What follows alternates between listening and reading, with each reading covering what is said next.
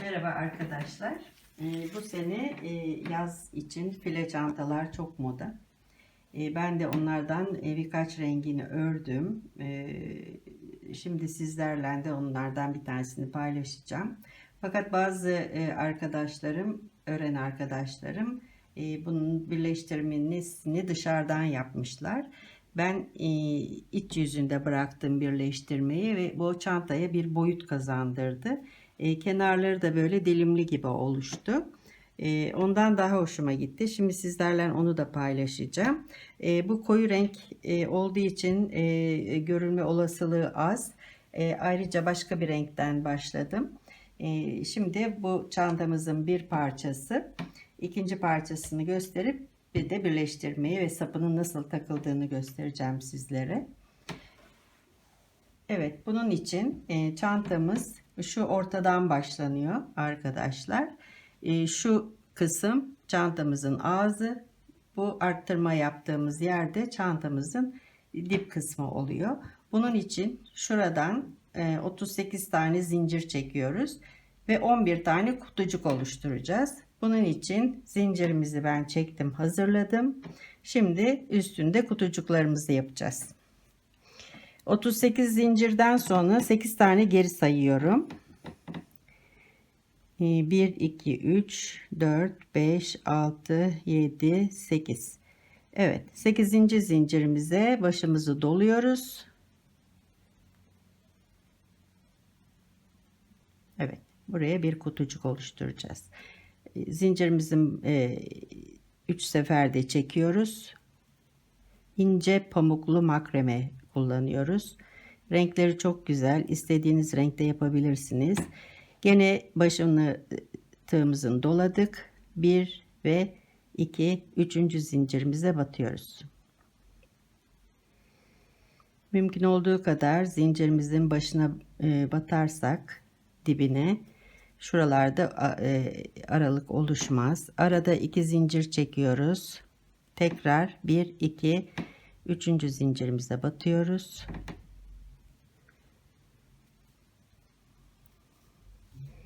Ta ki bu kutucuklar 11 tane olasıya kadar 2 zincir çektik. Birinci, ikinci, üçüncü zincirin dibine batıyoruz.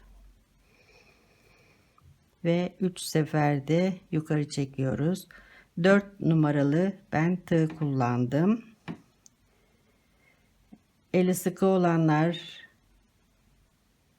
daha yüksek 5 kullanabilirler, 4,5 kullanabilirler. Fakat ipliğimin kalınlığına ve benim el ayarıma 4 numara iyi geldi denemelerim sonucunda. Evet. Hep arada 2 zincirimiz var. 1 2 üçüncüye batıyoruz.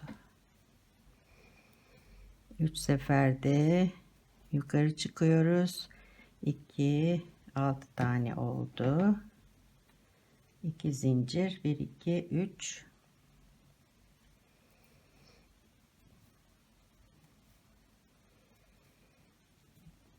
2. Evet arkadaşlar,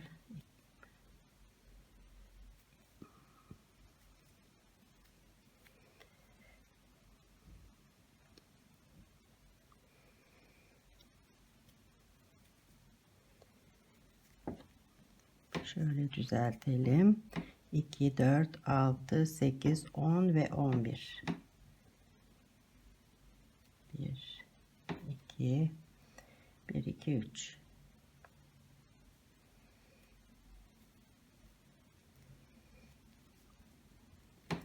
Evet, bu şekilde 11. Şimdi geri dönüş yapmak için 5 zincir çekiyoruz.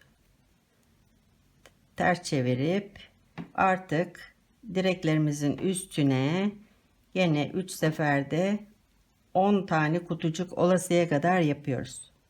11. kutucuk bizim dönüş noktamız olacak.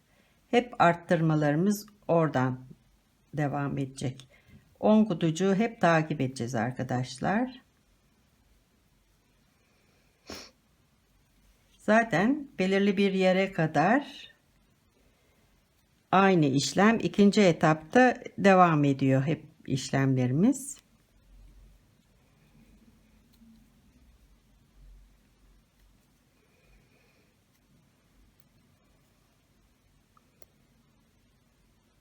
Evet, hep direklerin üstüne geçiyoruz.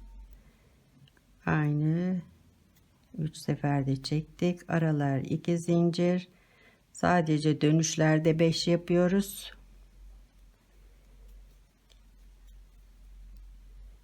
Bu şimdi 10 tane zincire geldiğimiz zaman 11. zincirin içine arttırımlarımızı yapacağız.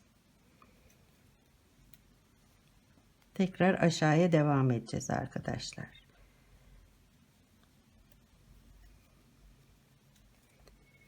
Bir iki ara 9. kutucuk 2 ara. Evet, 10.'ya geldik. Şimdi hep aralarda 2 çekmiştik. Şimdi bu kutucuğa araya bir tane çekip 8 tane trabzan yapacağız. 1 2 3 de çekeceğiz gene. Arası bir zincir. İkinci trabzanımız. Arası hep bir zincir.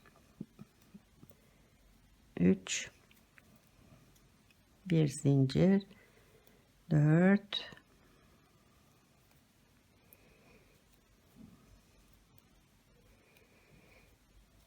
bir zincir. 5 direkler hariç 8 tane trabzanımız olması gerekiyor.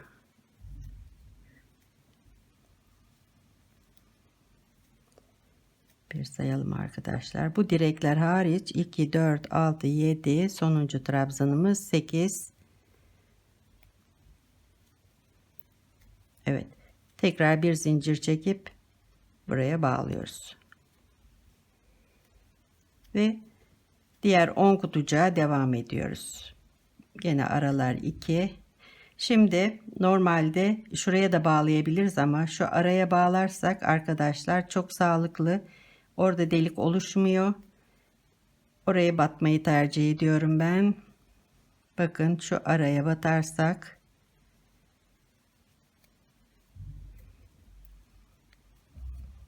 aralar hep gene 2 zincir. Şu araya batıyoruz.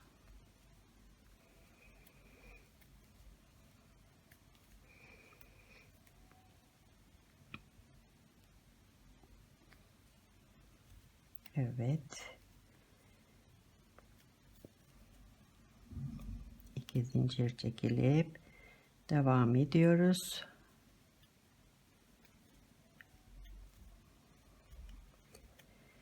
Makromelerin renkleri birbirinden güzel. Ahşap saplarla çok şık oluyor. İsterseniz deri sap da kullanabilirsiniz. Ben bir tanesinde demin gösterdiğim siyahta o şekilde kullandım. O da çok şık oldu. Ama boncuk saplar da çok yakışıyor. Her rengin kendine göre renginde sapı var. Hiç sorun olmuyor. İpliğinizi alırken renginde ahşap boncuklu sapınızı da alabilirsiniz. Evet, bu sırayı da bitirdik arkadaşlar. Yine 5 sıra yapıp yukarı arttırmaya gideceğiz. Bu başladığımız yer çantamızın ağzı. Oraya sonra sık iğne yapıp çantamızı bitireceğiz. Yine 5 zincir çekiyorum. 3 4 5. Gene dönüş yapıyorum arkadaşlar. Gene aynı bu şekilde devam ediyorum. Bundan sonra bu sırayı geri döndükten sonra doldurma yerleri var. Onları da göstereceğim.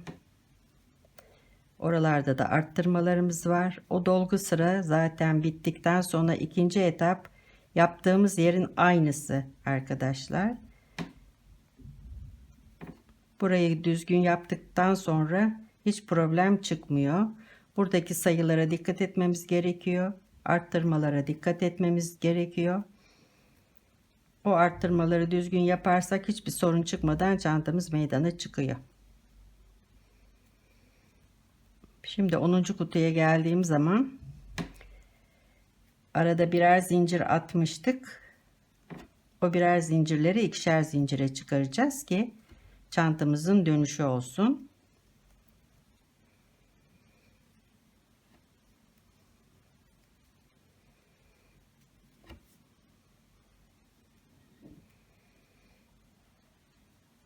Evet. 8. kutu. Yok, 9. ve 10. kutumuzu yaptık. Bu 10 kutu hep sabit. Bunu unutmuyoruz. Devamlı sayalım. Şimdi arkadaşlar şurada 8 tane arttırım yapmıştık. Araları birer zincirdi. Şimdi bu kenardan gene arttırmak için arayı aşağıdakiler gibi 10 kutucukta yaptığımız gibi 2 zincir çekiyoruz. Evet, gene direklerin başına. Aralar hep 2. Bu şekilde çantamızın alt yüzü genişlemeye başlıyor. Deminki çektiğimiz bir zincir yerine şimdi 2 zincir çekiyoruz. Gene aynı 8 direğin üstüne batıyoruz. Tığımızı doluyoruz başını. 1 2 3 seferde çekiyoruz.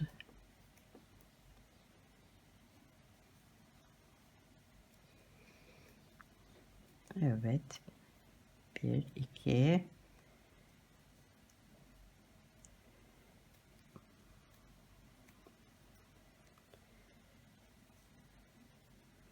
10 kutuca geleceğiz. Oradan aşağıya devam ediyoruz.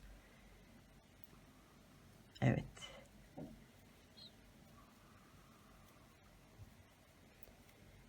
Çantamız oradan artmış oldu. Şimdi bundan sonraki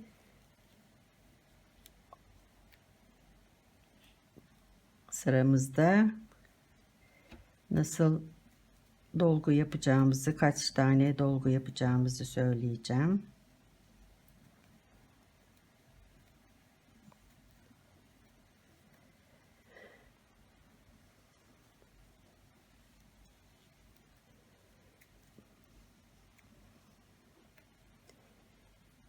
Şimdi artık hep ikişer zincirle aşağıya iniyoruz. 3 seferde gene çekiyoruz trabzanlarımızı.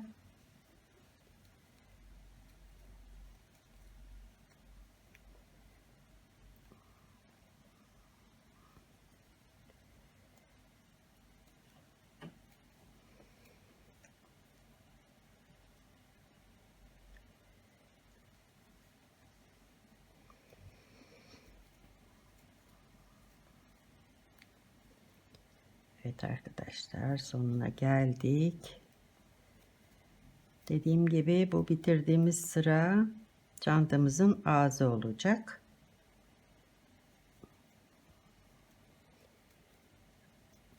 Şimdi hep bu kutucukları yaparken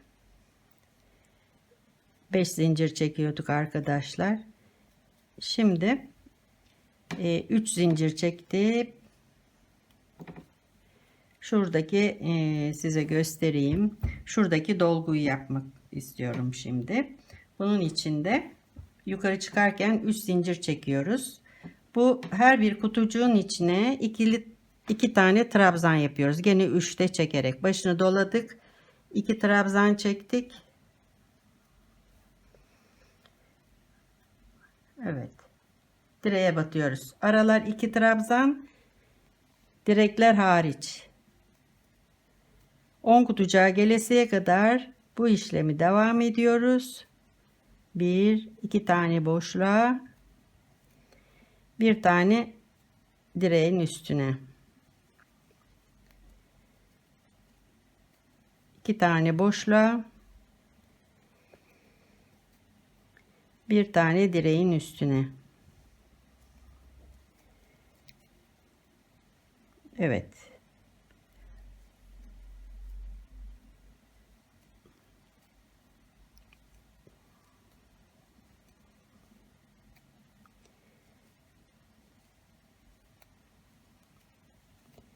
10 kutucuğa gelesiye kadar 10 kutucuğumuz hep sabit. Unutmadığımız, devamlı saydığımız yer olmalı. Çünkü yukarıdaki arttırmalarda şaşırabiliriz. Onu devamlı sayın arkadaşlar. Arttırmaları yaparken nereden başlayacağınızı bilmeniz için o 10 kutucuğu takip etmeniz lazım.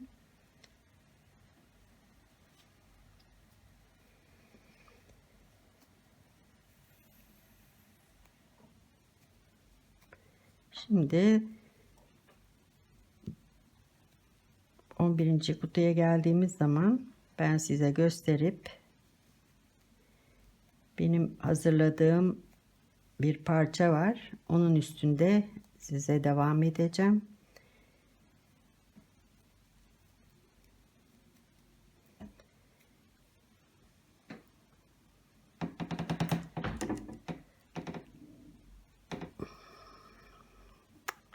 Gördünüz mü? Orada delik olmaması gerekiyor. Zincirimizin dibine batmamız gerekiyor. Evet.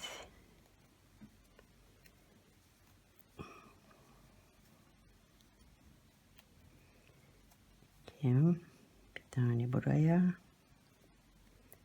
Bakın bu arada yaklaştık.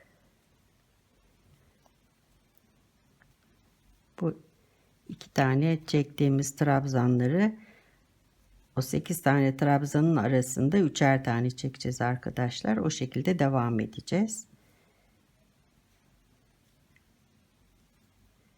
Şimdi bakalım sayalım kaç kutucuğumuz oldu. 1, 2, 3, 4, 5, 6, 7, 8, 9. Sonuncu kutucuğu dolduruyoruz. Sonra trabzan sayımızı boşluklarda 3'e çıkaracağız. Burası 10. kutucuğumuz. 2, 1, 2, evet, 10 kutucuk doldu. Şimdi arkadaşlar bu şekilde demin 2 trabzan yapıyorduk kutucukları. Şimdi bu 8 kutunun içine 3 trabzan yapacağız. 2, 3 direkler hariç. Direğe batıyoruz.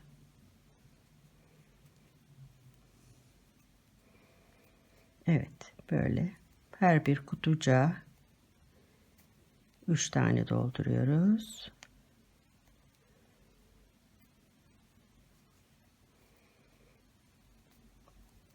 Bir tane de aradaki direğe batıyoruz. Bunu bu şekilde aşağı uca kadar devam ettireceğiz arkadaşlar. Yalnız şunu da söylemek istiyorum. 1, 2, 3, 4, 5, 6, 7, 8, 9, 10. Bakın buraya kadar aralar 3 tane. Bu 10 tane kutucuğa şu karşıda yaptığımız gibi ikişer tane yapıp direklere bir basıyoruz. İkişer tane trabzan, bir direk.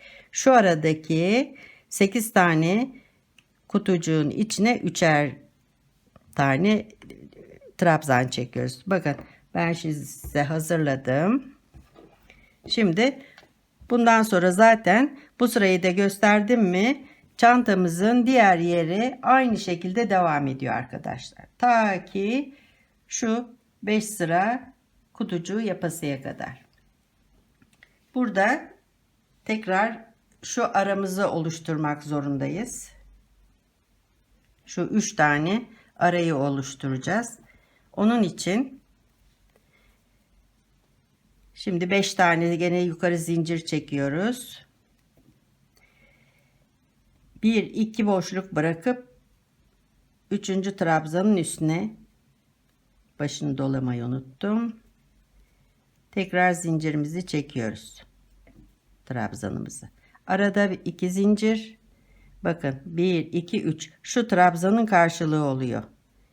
2 zincir boş bırakıp 3.'ye batıyoruz. 3 seferde çıkarıyoruz.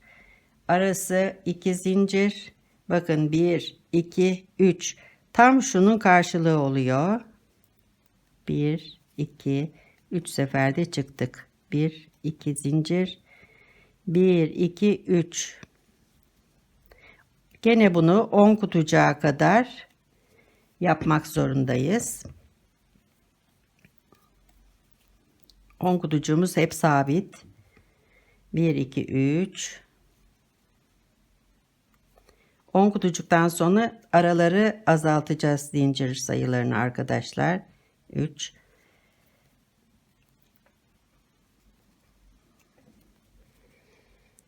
2 zincir ara, 1 2 3. trabzan zincirin içine trabzanın karşılığına 1 2 1 2 3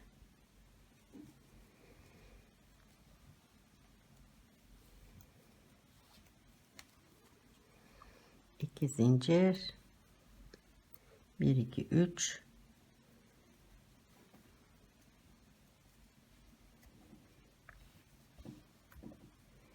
1 2 3 zannediyorum son 10 kutu oldu. Yine sayacağız tabii ki. Evet. Şöyle sayıyoruz. 1 2 3 4 5 6 7 8 9 10. Evet. 10. kutumuz. Şimdi gene 2 zincir çekiyoruz ama bir aralık verip bir ikinciye batıyoruz arkadaşlar. Şuradaki yuvarlaklığı arttırmak için 2 zincir çektik, bir tane boş bıraktık, ikinciye battık. 2 zincir çektik, bir tane boş bırakıp ikinciye battık. Evet, bu şekilde devam edip aşağıya kadar geliyoruz arkadaşlar. Yalnız şunu unutmuyoruz. Şurada 10 kutucuk kalacak. 10 kutucuktan sonra araları 2 zincir, üçüncüye batıyoruz. Evet. 1 2 3 sıra aynı işlemi yapıyoruz. Sonra gene aynı buradaki dolguyu yapıyoruz. 10 kutucuğa kadar ikişer direkt batıyoruz. 10 kutucuktan sonra bu yuvarlakta muhakkak üçer kutu batıyoruz arkadaşlar. Aynı burada yaptığımız işlemi burada da yapıyoruz. Şurayı ben 5 sıra yaptım. Çünkü çantanın genişliği buradan birleştirip terse döneceği için biraz daralmasın diye normalde diğer modellerde dörder kutucuk yapılmış ama benim birleştirme tekniğim ters olduğu için burada bir körük vazifesini görüyor. Ondan 5 tane kutucuk oluşturdum. Buraya kadar tamamlarsanız ağzına 3 sıra birleştirdikten sonra sık iğne gidiyoruz. Onu tekrar size hatırlatacağım. Bitirelim. Ben de ikinci parçayı bitireyim, birleştirmeyi göstereyim. Evet arkadaşlar, iki parçamızı bitirdik. Ben size nasıl birleştirdiğimi de anlatayım. Daha evvel söylemiştim. Birleştirdiğim yüzü yüz olarak değil, öbür tarafını kullanıyorum diye. Şimdi bitirdiğimiz bir parçanın ucunda ipliğimiz kalıyordu. O ipliği kopartmıyoruz. İki parçamızı hafif buharla ütüledik mi arkadaşlar daha düzgün oluyor. Zaten muntazam karelerimizi yaptığımız zaman, sayıları tuttuğu zaman bakın üst üste hiçbir şekilde kımıldamaz. Hepsi aynı düzeyde üst üste gelir. İki parçayı birbirine birleştiriyoruz. Buradaki ipimizi koparmamıştık. Ondan bu köşeden başlıyoruz. İkişer tane sık iğne ile arada bu direklere çok nadir olarak battım. Her bir kutucuğa ikişer sık iğne yaparak birbirinin üstünden devam edip bu başa kadar bitirdim. Sonra söylemiştim size, burasını ters olarak kabul ettim ben. Çünkü çantamızı böyle çevirdiğimiz zaman çok daha güzel duruyor. Çantaya bir boyut veriyor yanına. Bakın hem şu şekilde kenarları oyalıymış gibi duruyor. Hem de burada bir kalınlık oluşturuyor. Bu şekilde döndürdükten sonra gene ipimizi koparmadan sık iğne yapıyorum. Her bir deliğe ikişer tane. Şuraya da 2 tane. Her bir deliğe ikişer. Arada birer battım balon yapmasın diye. Onu siz kendi elinize göre ayarlayın. 3-4 sıradan sonra Şimdi de saplarını nasıl taktığımı göstereyim. Sık iğneyi bu yüzünden, çantanın yüzünden yapıyorum. Fakat çanta saplarını takarken şu düzgün görüntüyü vermek için bakın tersinden bir sırasını örüyorum. Çünkü öbür türlü böyle bir görüntü oluyor. Bunu hiç sevmedim. Şu şekilde olması için bir sıra sık iğnemi tersten yaparak sapları tutturdum. Şimdi onu da yapalım beraber. Bu kalınlık sizin zevkinize kalmış. Ben 4 sırada 5. sırada takıyorum sapları. Şimdi şu boşluğa kadar sık iğnemizi yapalım. Fakat buradan yapıyoruz. Ters yüzünden.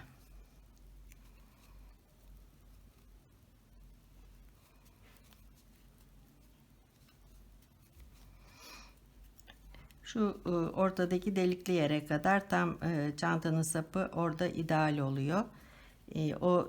Şu 3 deliğin ortasından taktığımız zaman şuradan çanta sapımız tam ortasında oluyor.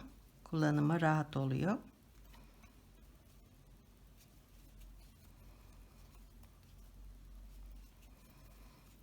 Bu 5. sıra olmuş oldu sık iğnemizde.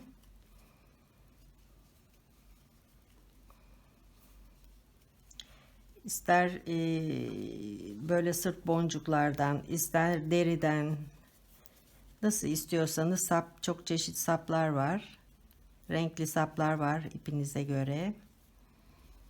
İstediğinizi takabilirsiniz. İsterseniz kendiniz örebilirsiniz. Evet arkadaşlar, şuraya geldik. Şimdi sapımı şöyle tutuyorum. Şu alttan bir ilmek çekiyorum, sıkıştırıyorum, bir ilmek daha alıyorum, bir ilmek daha alıyorum, 3 etti, bir ilmek daha alıp örgüme devam ediyorum. Şimdi yüzünden nasıl olduğunu size göstermek istiyorum arkadaşlar. Bakın, yüzünden bu şekilde çantamız bağlanmış oluyor. Aynı işlemi bu deliklere gelesiye kadar da yapıyoruz. Karşılığını da aynı şekilde devam edip çantamızı bitiriyoruz. Kolay gelsin.